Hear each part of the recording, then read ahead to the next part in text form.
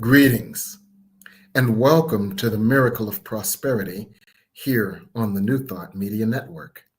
I'm your host, the Reverend Dr. Jim Webb. I'm the author of the book, The Soul of Prosperity, as well as 30 P's to Prosperity and Prosperity from A to Z. I've also authored Forgive Your Way to Prosperity and Creating Your Self-Manifesting Vision Board.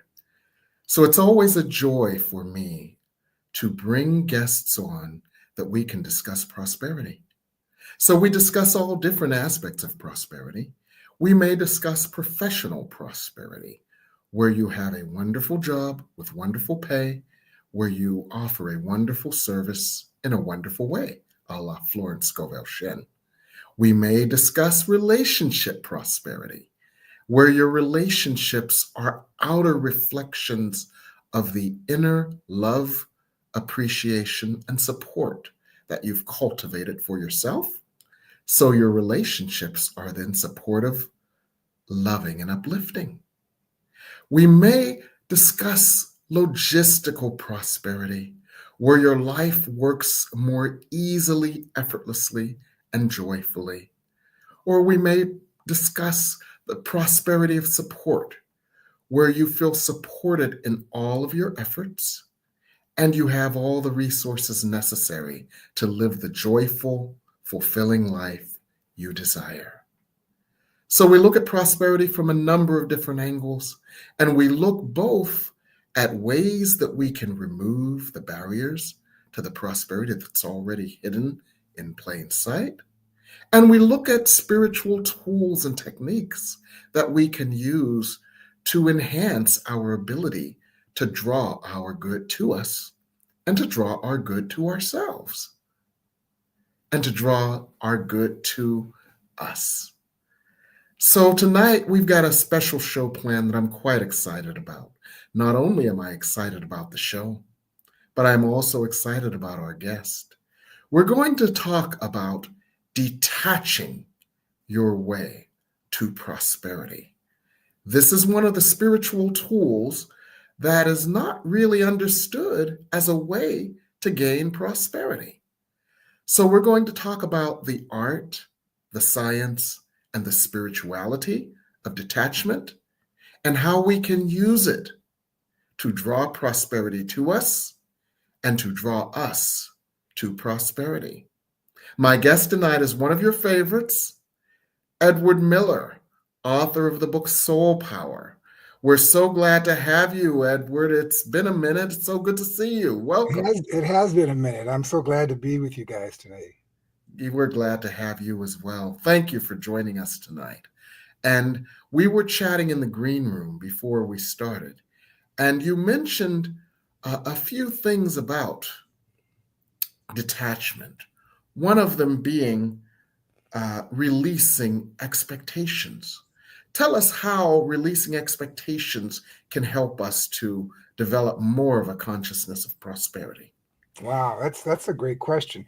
We generally have a lot of expectations of how things should be, how people should be, how we should be, how circumstances should be.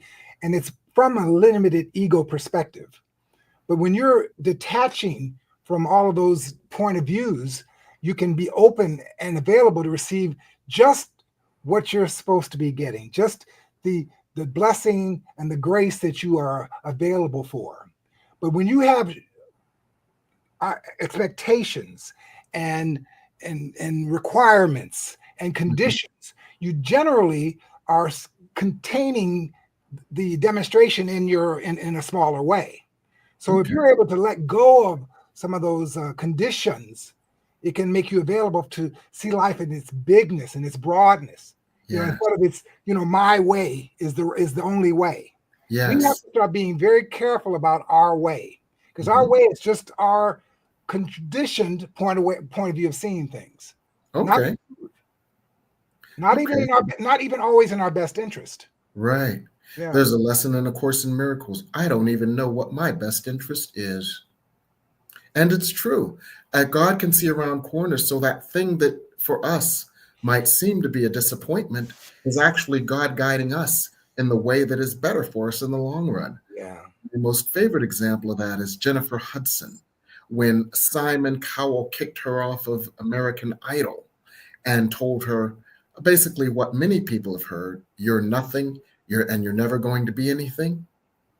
And she was, on some level, probably devastated from the perspective of her, as you said, from the perspective of her limited ego, because all she could see was this as her only ticket to the stardom that she desired. However, it wasn't, because God could see around the corners. Yes. More famous for being kicked off than she would have been had she won. She went on to have a wonderful role in a movie called Dreamgirls, and she won an Oscar as Best Supporting Actress. And so if she had stayed on and won, she might have had one or two albums. But then she went on, she won an Oscar. She's got a talk show that's very successful now, and she's a household name. How many others can you remember? Maybe Kelly Clarkson and Ruben Stoddard, but that's 2 out of 25 years, Yeah. right? Yeah. I can imagine that many of the finalists in American Idol feel because they didn't win American Idol, I have no career.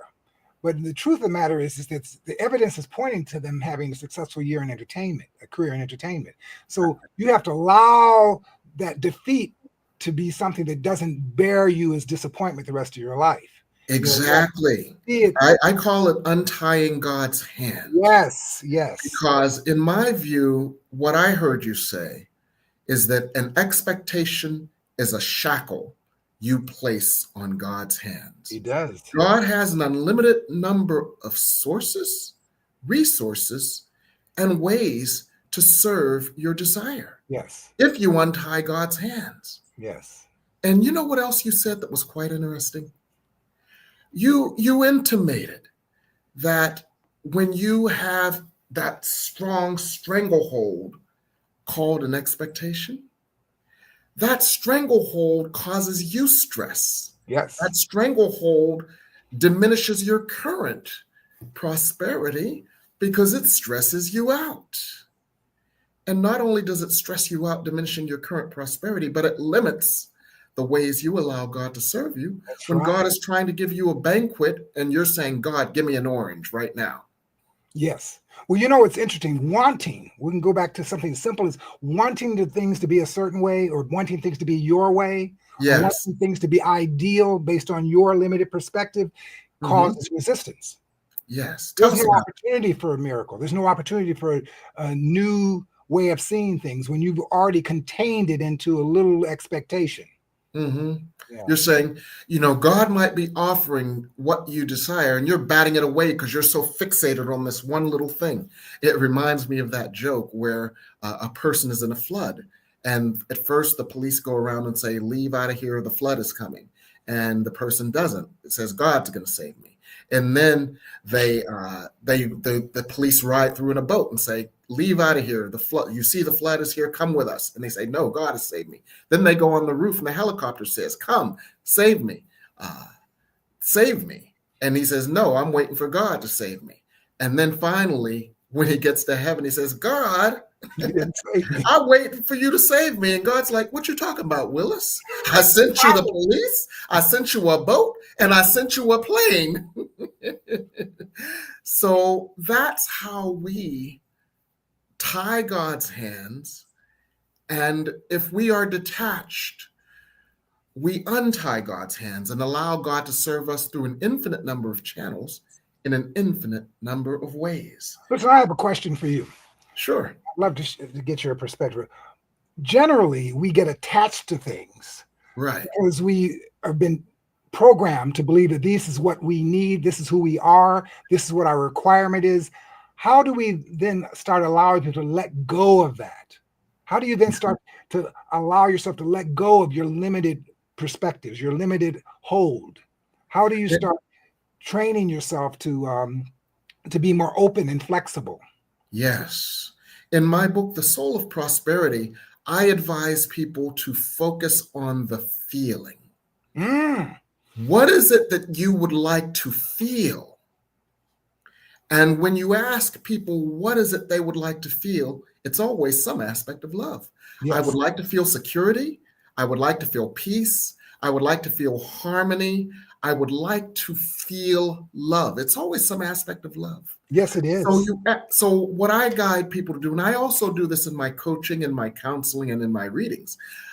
Spirit will ask people, what is the end feeling that you desire? And Neville Goddard speaks about this as well.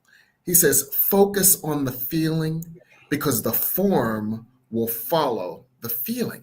And when you cultivate that feeling within you, you become a magnet not for one way that feeling can be shown to you from your outer world, but you become a magnet for all the ways All the your ways. world can show you something that is a reflection of that feeling or that might elicit that feeling. I agree.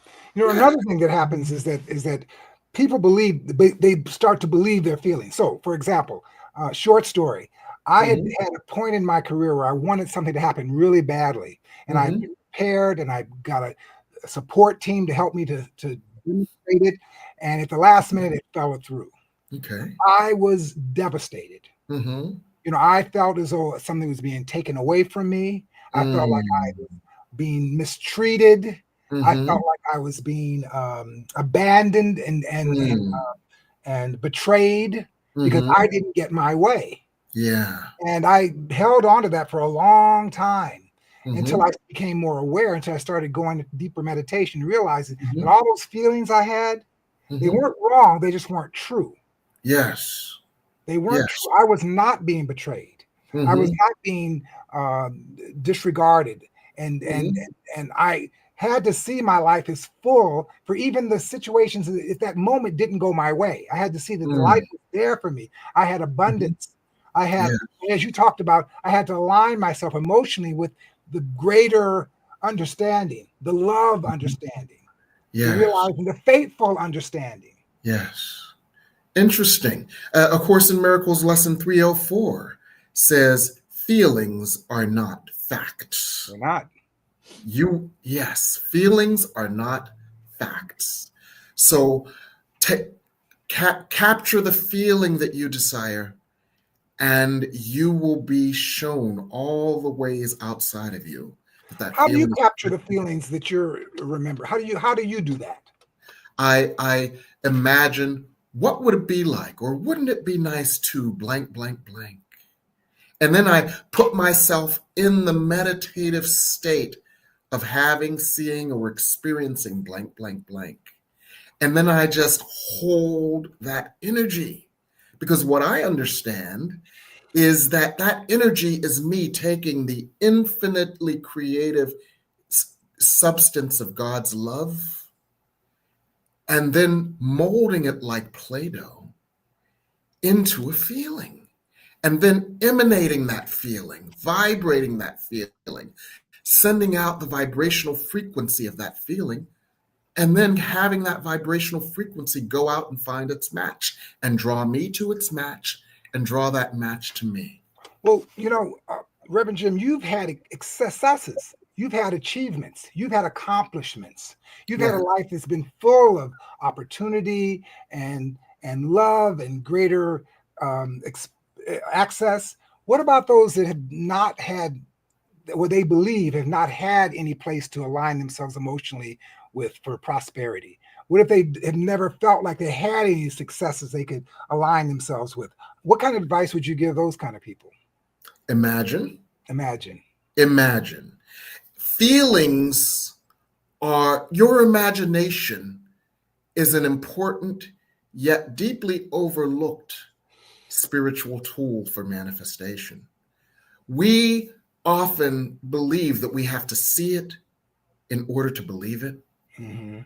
But Reverend Aurelia Carr Olverson says, believe it, and then you will see it. You'll see it. Yes, I love that. So imagine that feeling, imagine that energy, imagine that desire being made manifest, and you then emit the vibrational frequency Yes. of that manifestation. Now, in in one of my classes, we've been doing these classes on manifestation, and they have had some amazing results.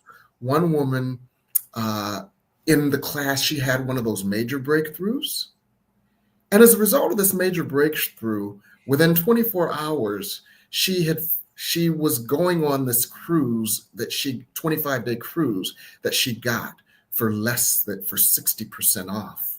And then she came back and she bought her dream car. Now, of course, prosperity is not just about stuff, It isn't. but what it was in this class, she discovered the key to her prosperity, and she discovered what was blocking it. Yeah. And as a result of this major group energy in this class, in an instant, because of the energy in the class, because of the energy on the earth right now, and the energy that we have all cultivated within us, within an instant, the dam broke. Dam broke, yes. Within an instant, she was so fulfilled beyond her imagination.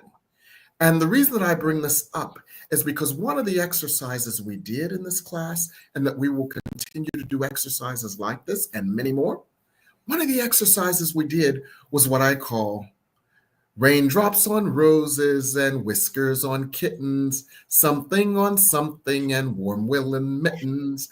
And we didn't actually sing that song, although we kind of sort of almost did. But what we all did is we contributed to the group energy that which we believed would make us happy. And every time somebody entered a feeling or a vision or an idea of what their happiness would look like, it was like watching a tide rise, because the energy of the group just rose so exponentially to the point where we could not deny the powerful collective energy I love that it. we conjured for manifestation. And shortly after that, girlfriend went on her cruise. So the power of imagination is we don't utilize it, and we discount it because we give so much emphasis to what we can see and what we can't see. So what would you say to somebody that has, I imagine myself into all kinds of opportunities and prosperity. But what do you tell somebody who doesn't feel they're capable of imagining anything outside of their constructed, contained existence? And I ask them to look back, because most people are blind. Yeah, I like that. Look back. There's been a moment. Yes, you have had at least one moment in your life when I'm into Disney tonight, if you haven't noticed. When you wish upon a star, it makes no difference who you are. You've had at least one moment in your life when you wished upon a star and that wish has come true, even if it was the most minor of things. Think back. I agree. I think hold on to that. Yes, you have to start remembering, because everybody had moments. Even sometimes it's a moment from high school when you felt like everything was beautiful. I had a moment when I was in high school. I was a junior in high school. I felt like I was divine. I felt like everything was coming to me. Everything was an opportunity. I hadn't been jaded with disappointment. I hadn't lost anything. I hadn't had any real struggles. And I felt like I was limitless. And I often go back to those memories. And they make me laugh. I was naive. I wasn't looking for things to fall apart. I only expected to achieve the opportunities that were coming from my heart. And it demonstrated a lot. I got a lot of things done. I got a lot of things accomplished. But now at my age now, I have to go back there. And often I do that through meditation. Yes. Jim, it's not so easy to come by unless I quiet my mind and allow that old memory to come back. Yes. Yeah. Meditation is opening your channel to your good. Yes. So when you meditate, you are literally like a cauldron. You are. And what goes into that cauldron? You meditate and God's love goes into the cauldron. It does. And what else goes into the cauldron? Your desire. So your God's love might be like the hot water in the cauldron, right? the elements of your desire, the feelings, the ideas, the energies, the emotions, those might be the beef and the carrots and the turnips and the kale and the peanuts and everything else that goes into the stew. And when you put them all together, they emit. Have you ever smelled soup smelling? Smells Yeah, good, doesn't it? yeah, it does. It emits something, right? Well, the emission in that cauldron goes out, just like the steam rising from the stew. It goes out and it finds its reflection. So, Well, meditation is like creating the space for God's love to flow, putting your desire in. I desire God's love to take these forms. You put that into the stew, that all mixes up God's love in the forms you desire God's love to take. Those things just kind of stew. In essence, you stew in your meditation, yeah. and you create this wonderful feast of good as a result. Because not only does the odor go out, but the essence of it goes out, and it finds its reflection. Have you ever had a neighbor or a friend or somebody cooking something, and you knock on their door and say, "Hey, what's up? I was just in the neighborhood." You know, I do this in meditation, but another tool that has been useful for me is the Ho'oponopono. Yes, tell us about The that. Ho'oponopono is a process of clearing and cleaning to zero, clearing and cleaning Yes. your mind, your expectations, your controlled ideas, allowing your ego to be released. And Yes. the mantra is beautiful. Mm-hmm. And I was doing it today when I was swimming, Okay. and I want to go through it with you guys for a moment. It Yes, starts out please. with "I love you." Yes. Now, when you're Okay. saying "I love you," Uh-huh. you are creating a vibration Yes. that aligns with the world, aligns with Mm-hmm. everything. I love you. I'm feeling love. I'm giving myself love. I'm loving the Mm-hmm. world. Please forgive me. Now, please forgive me is nothing more than being aware that you've gotten lost in the story. Yes. You're lost in a dream, and that Uh-huh. you're asking for forgiveness for not being clear on who you are. Yes. So in Yeah, other words, as opposed to "please forgive me, I am a sinner, I am so bad," it's no. "please let me see this differently. Yes, Cause me to yes. Let see me. this I differently." am. Remember that I am. It's a remembering the truth Okay. of yourself. Please forgive me. Yes. And then there's gratitude. Then there's thank Okay. you. And Okay. the thank you in the mantra is all about just thank you for the awareness that I am God, that I am Mm-hmm. free, I am Yeah. divine, that this emotions that I'm allowing myself to connect to, this awareness is beautiful, and I can Mm-hmm. vibrate from my heart space there. So the Okay. mantra is a beautiful way to just that I love you, I'm sorry, please forgive me, thank you. It helps to take you to that place that Yes. allows you to detach from Yeah. your worldly conditions and be Yeah. aware of what really matters is the relationship you have with yourself. Mm-hmm. Yeah. Beautiful, beautiful. And one of the things I use to help me detach is what I do is I often take a scripture from the Bible and I take a scripture from A Course in Miracles, and I often am awed by how the two mirror each other. So in A Course in Miracles, lesson 153, there's a scripture that says, "If you only knew that all things past, present, and to be were gently planned by the one who would lead you to your good." I love it. And that mirrors all things work together for the good for those who love the Lord. Yes. And those two scriptures anchor me in what you called faith in the perfection Of of life. life. And Yeah. all things have a greater purpose, just like Jennifer Hudson's rejection from American Idol had a greater purpose, that all things have a purpose in life. And as A Course in Miracles, lesson 292 says, a happy outcome to all things is assured. It is. So that gives me faith no matter what is happening. So I want you to talk a little bit more about how we can continue to nurture that That faith in yeah, the I hear perfection you. of life. Well, And that helps us to detach. first thing I want to make a real big point about is what we're feeling is never wrong. Okay. Never. We can never. if we're feeling jealousy, if we're feeling anxiety, if we're feeling neglect, if we're feeling overwhelmed, none of that's wrong. But we have to detach from even those feelings in the remembering of our true nature. Yes. And so we're allowing ourselves to feel what's there. We're not judging it as wrong. Yes. But we are remembering the truth of ourselves. Yes. And you know what helps me with that, Ed? When I'm in remember how James Brown said, Papa's got a brand new bag? He does. Well, sometimes we used to have a phrase, oh, he's in his bag right now. I'm in my depression. I'm in my anger. I'm in my disappointment. I'm in my discouragement. Yes. When I get into my bag, what I do is I go into meditation and I take that higher perspective. And from that higher perspective, it's like, I remember an exercise that that A Course in Miracles shows us. And I use that on myself. Jim is feeling dejected. Jim is feeling scared. Jim is feeling hopeless. Jim is feeling angry. But Jim is still holy.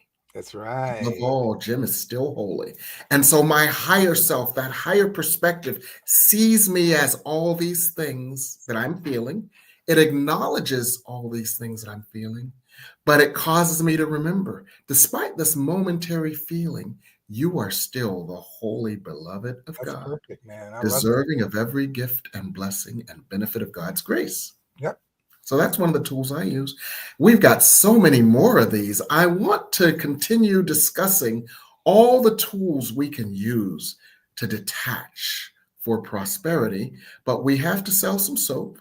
Sure. So we're going to go to break, and when we come back, we're going to discuss more of the tools that we can use to detach for more prosperity. And you may have some questions as well. So while we're on commercial break, feel free to put your questions in the comments, and we'll be right back here on the Miracle of Prosperity. Please help us say thank you to our organizational sponsors, including the Hefferland Foundation, Affiliated New Thought Network, International New Thought Alliance, Science of Mind Archives and Library Foundation, Center for Spiritual Living Denver, Center for Spiritual Living Midtown, New Thought Philadelphia, Planned Happiness Institute, Summit Center for Spiritual Living, One Heart Retreats, Center for Spiritual Living on the Lake, Unity Kitchener, Unity Spiritual Center Ottawa, Om Center for Spiritual Living, Satya Center, Begin Within Ministries, Center for Spiritual Living North Jersey, Unity of Savannah, and the Center for Spiritual Living Seattle, as well as all of our individual donors. Thank you for being part of the New Thought Media Network. Please like, share, and subscribe. New Thought Media Network, positively inspiring.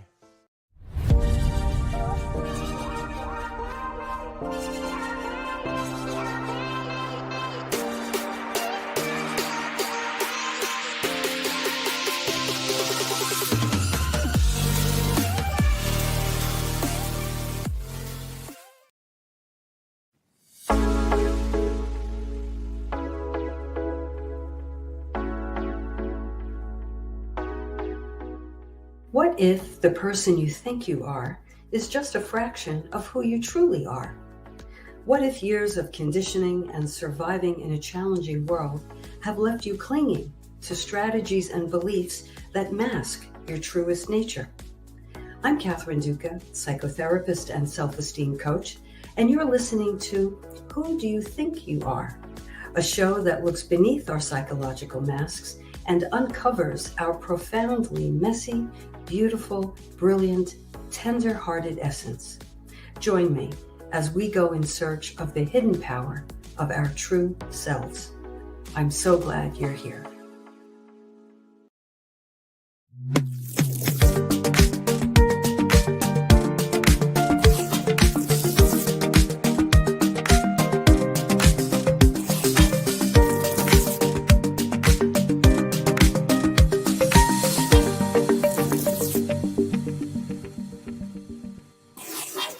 And we're back here on the Miracle of Prosperity on the New Thought Media Network. And we are discussing Detach Your Way to Prosperity, how the art, science, and spiritual practice of detachment can offer you a new level of prosperity. Because when we are attached, we are anxious.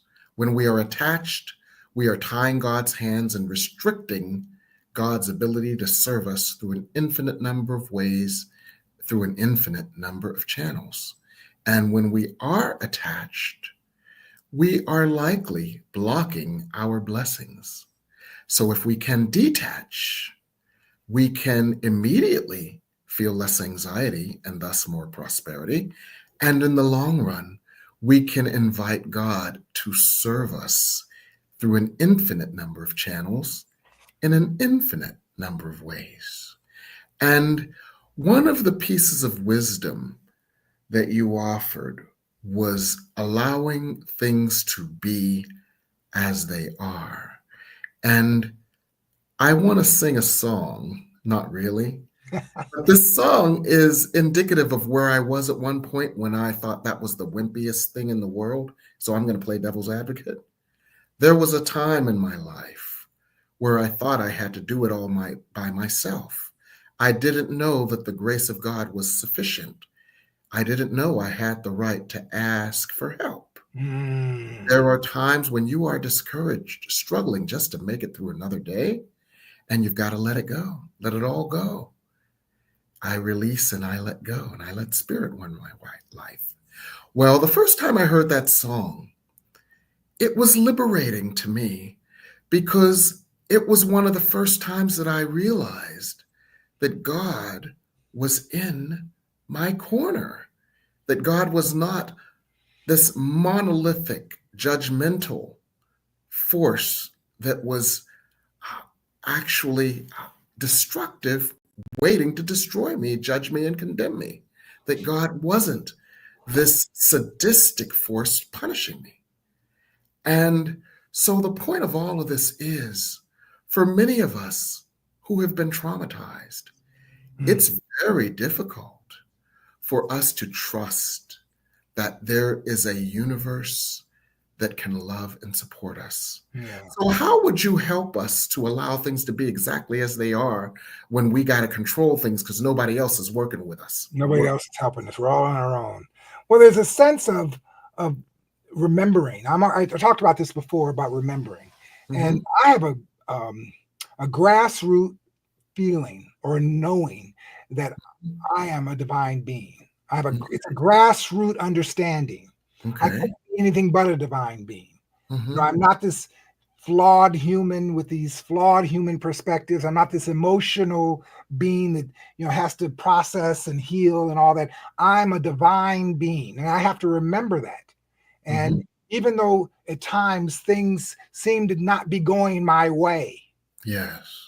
even though at times things don't seem to be the way I want them to be, I still hold on to the knowing that I'm a divine being, and in that knowing, I can let go of the conditions. Okay. Realize that there's love there, and it's my job to find the love and to Okay. be available for the love, no matter what the love is, because love is all over the place. And when we surrender to it, we can then align with a new opportunity, a new moment, a revelation. We're so afraid to let go of our controlled or limited way of seeing things. We're afraid because we're afraid if we let go of our limited way of seeing things, what's going to happen to us? What's going to happen? It's not like that. You should absolutely let go of your limited perspectives as quickly as you can in love. In love. In Okay. love. So basically, get to know your divine self, nurture your divine self, be in your divine self, and this will help to heal and support the part of us that has been so traumatized by pain that we fear that if we let go of the control, the only thing that could happen would be pain. Yeah, and then we have to always remember the love. The Okay. love is always there, by the way. It Right. never goes away. It's never hiding from us. It's always there. It's our opportunity to find it. And we have become so fixated on the pain outside of us that we, at times, have not nurtured the love within us. Is that what you're saying? That's exactly right. Okay. Well, at 829, Sovereign Being had a question, and I'd like for us to delve more deeply into Sovereign Being's question at 829. You have your glasses on, so why don't you read it? Because if you have always had anxiety or struggled with mental health, great point. How do you reach for the feelings of peace and prosperity if you haven't experienced it in the past, or if it's difficult to do so? Great question. And we kind of went through that too. We talked about it. Sometimes, first of all, you've got to stop rejecting your emotional states. When you're feeling anxious, I accept it. I'm feeling anxious. Don't judge it. Don't call it wrong. Don't wish it away. Just allow yourself to be in that energy for a moment. And once you stop resisting that energy, once you stop resisting that feeling of dissatisfaction, stop resisting it, you can feel a peaceful state come over you. And in that peaceful state, there's always an opportunity to let go. There's always an opportunity to see it differently. But if you're in the contraction of anxiety and feeling disappointed, if you're always in that contraction, you're allowing yourself not to see it. So allow emotions to be expressed instead of contained, because in the expression of them, you're allowed to see things differently. Okay. You got to trust that your state you're in right now is not wrong. Mm-hmm. If you're feeling anxious, if you're feeling disappointed, if you feel like you're struggling, that's not wrong. It's just there's a point upon allowing it till you get to realize it's not true either. Yes, it's so fascinating. What I notice is when I'm in a state, in my bag, so to speak, the emotion seems to be this big. Yeah, it's all over you. It's all over you. And it's all over me. But then when I sit in meditation, when I sit in prayer, when I sit in light, little by little, the emotion becomes, oh, that's what that is? Yeah, that's what that is. Yeah. That's what that is. And we did a show a few weeks ago called Inquire Your Way to Prosperity. And when it's a big monster, you feel like you got to fight it. Yes. But when it's a little thing that you can hold in your hand, oh, that's what that is? So where did this come from? Where did you first learn this? Where did this idea crystallize in your mind? Yes. And then we can dissect it. Yes. We can embrace it. And what was so big becomes so small. And what seemed to be small, which is the love with which we can embrace it, becomes so large. Yes. So sitting with your emotions is extremely important. It is. Loving them. Exactly. Loving them. Yes. And most people don't want to feel things. I don't want to feel that. That's too intense. Yes. Feeling that is wrong. Mm-hmm. Everybody goes through that. Absolutely. So I'm saying get rid of all that dialogue. Yes. And allow yourself to feel things and be aware that you can feel intense things. Yes. You can take the intensity. Mm-hmm. Exactly. What you have to do, one of the things you have to do is create a safe space where you're safe feeling that. The reason that we fear these emotions, in the book series, The Right Use of Will, they called it the gapped rage. That's the rage that our soul holds. And many times when we have emotions, they are literally portals to a deeper rage. They are. And it's the rage that, when uncontained, can be murderous. So we are afraid of those emotions. But when we create a safe space where we won't harm ourselves or others, we can have and experience and observe those emotions. And instead of those emotions being like this and consuming us, they're like this. And we can see them from the perspective of our highest selves. Yes. And then we can navigate them, we can handle them, we can love them, we can re-educate them, and we can re-educate the part of us that believed these, the false belief behind. Well, have you ever watched a baby have a fit? Just totally temper tantrum, just crying, hysterics, and then 5 days later they're giggling and laughing. Yes, exactly. They don't have the memories of the disappointment or the have tos or have it has to. They don't have that. They're just in the moment. Yes. That moment was past. I was hungry. I was wet. That moment's past. I I'm was dry and I'm satisfied, sated. and now I felt it. I allowed myself to feel it, and then we have a tendency to teach our children to feel ashamed of their emotions. Stop crying. Why are you crying? Exactly. As opposed to understanding these emotions. Emotions are one of the most important spiritual tools we will ever have, because emotions are guideposts. When you are having a negative emotion, your soul is crying out for healing. Yes. So a negative emotion is an invitation from your soul to a deeper level of healing. And that is why you came to the earth. Yeah. So they're guideposts. This is when you're having an emotion that is negative, this is a part of you that is crying out for love. When you're having an emotion that is ecstatic and loving and joyful, this is a place where you're dancing in love. So it's a guidepost to always lead us to a deeper, wider, more expressive and more expansive love. So emotions are important. They are. So thank you for bringing that out. Well, one other technique I want to that I teach. I teach a technique called self-inquiry. Yes. Self-inquiry is a Advaita Vedanta non-duality practice of being aware of the truth of your own nature. You're always remembering the truth of your own nature.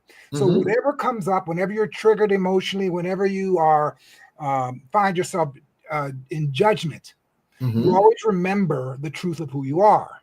And you allow yourself to remember your divine nature, that you can't be any of these emotions. You can't be any of these contracted experiences. In other words, I am feeling this, but this is not who I am. I am feeling this, but this does not define me. I am feeling this, but this does not limit me. Is that what you're saying? Yes. Because I'm greater than all of that. Okay. I am still love. I am still holy. I am still powerful. I am still beautiful, despite the part of me that is feeling dejected right now. Yes. Okay. That's a good way to handle it. That's a good way to walk through it. Yes. So what other pieces of wisdom do you have for us to detach? Well, let me tell you, I'm in the midst of I moved about a week ago, and I moved from a big house I had with 4 bedrooms, and I raised my children in, and my wife and I decided we wanted to downsize. Right size. Has this been one of the hardest things I've ever done? I've accomplished a lot of big things, and I've done a lot of hard things. But this downsizing after living in a house for 30 years is the definition of resistance. I have been struggling, and I've been allowing myself the space of remembering this is just a moment. But I'm being very honest with you. I mean, this topic we're talking about tonight is right on time, because I have been trying to fit a round a square peg into a round hole. It's not fitting. And I'm having to let go of things. I've let go of more clothes, more books, more just cleanse. And I know at the end of it is going to be more space and there's going to be more peace. But the letting go sometimes, the detaching from all of the pictures and stuff that does not fit into this new condominium I'm living in has been very difficult. And so that's why our discussions tonight are right on time for me. And I'm hoping that the audience can relate to finding their lives upside down, and how they have to learn to accept, how they have to learn to detach, how they have to learn to get back into their hearts, how they have to learn to allow themselves to feel where they are and not judge it. All those things we were talking about today. Yes. So I want to thank you for even having me share this today with you. Well, I want to thank you for sharing it. You're always so insightful, and we do appreciate you as a guest.